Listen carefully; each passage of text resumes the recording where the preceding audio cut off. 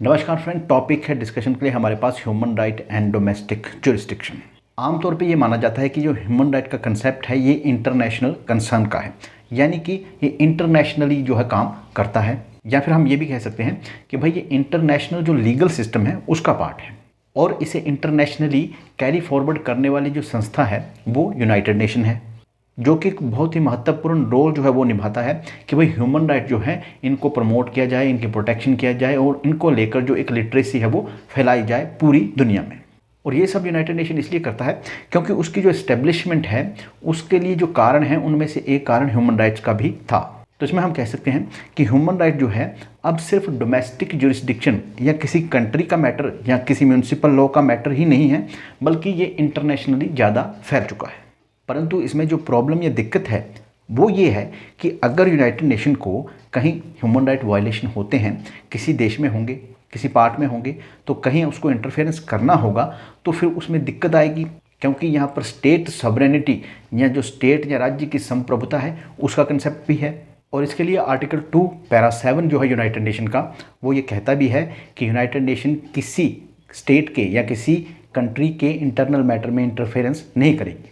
परंतु इसके साथ ही चैप्टर 7 जो है यूनाइटेड नेशन चार्टर का उसमें ये कहा गया है कि अगर इस तरह की कोई स्थिति उत्पन्न होती है ह्यूमन राइट के मैटर में जहाँ पर कि जो इंटरनेशनल पीस या सिक्योरिटी है वो थ्रेटन की जाती है, तो फिर सिक्योरिटी काउंसिल जो है वो उस पर एक्शन ले सकती है। हालांकि इस पर बेस्ड जो एक्शन है वो बहुत ही रेयरली या बहुत ही कम यूज़ किया गया है। ज़्यादातर जो मैटर है वो डिस्कशन, पब्लिकेशन, रिकमेंडेशन, इन्वेस्टिगेशन, इनसे ही सॉल्व करने की कोशिश की जाती है, पर ये मैटर जो है उतने ज़्यादा इफेक्टिव साबित नहीं होते हैं। हाँ, पर इनसे कुछ प्रेशर जो है उस कंट्री पर जनरेट किया जा सकता है। यूनाइटेड नेशन ने ह्यूमन राइट का जो करैक्टर है उसको चाहे इंटरनेशनलाइज्ड कर दिया हो, पर क्या इसकी आड़ लेकर हम किसी देश में अगर ह्यूमन राइट वायलेशन होते हैं तो वहाँ क्या इंटरफेरेंस कर सकते हैं? कुछ ऑथर जो हैं इसको सही मानते हैं और उनका कहना है कि भाई ऐसा करना चाहिए ताकि वहाँ होने वाली जो ह्यूमन राइट वायलेशन है उसको रोका जा सके।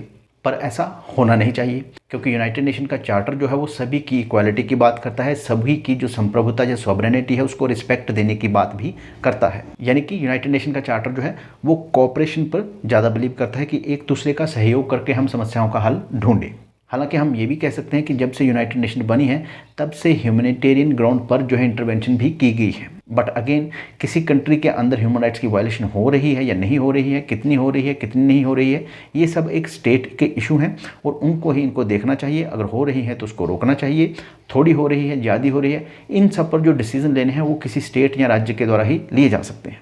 यानी कि दूसरे शब्दों में कहें कि जो टेरिटोरियल सॉवरेनिटी है और नॉन इंटरफेरेंस का जो प्रिंसिपल है वो एक इंटरनल मैटर होते हैं किसी भी कंट्री के, और उनको इस बेस पे वायलेट नहीं किया जा सकता कि भाई इस कंट्री के अंदर ह्यूमन राइट जो है उनका उल्लंघन हो रहा है, इसलिए हम इसकी जो सॉवरेनिटी है या इसकी जो नॉन इंटरफेरेंस का एक प्रिंसिपल है उसको वायलेट करके इसके अंदर घुस के उसको सॉल्व करेंगे। और अगर इन दोनों रूल्स को नहीं माना जाता है और आप इंटरफेरेंस करते हैं तो फिर आपका जो कंसेप्ट है कि सॉवरेनिटी है भाई सभी देशों को, सभी देश इक्वल हैं, सभी देशों की रिस्पेक्ट करनी चाहिए, जो कि यूनाइटेड नेशन के अंदर मेंशन किया गया है या इसके चार्टर के अंदर मेंशन किया गया है, वो अपने आप में जीरो हो जाएगा। अंत में हम ये बात कह सकते हैं कि भाई ह्यूमन राइट का कंसेप्ट जो है उसको यूनाइटेड नेशन ने इंटरनेशनलाइज किया है, नो डाउट, पर जो टेरिटोरियल सॉवरेनिटी है या नॉन इंटरफेरेंस का जो प्रिंसिपल है वो भी यूनाइटेड नेशन उसके बारे में कहता है।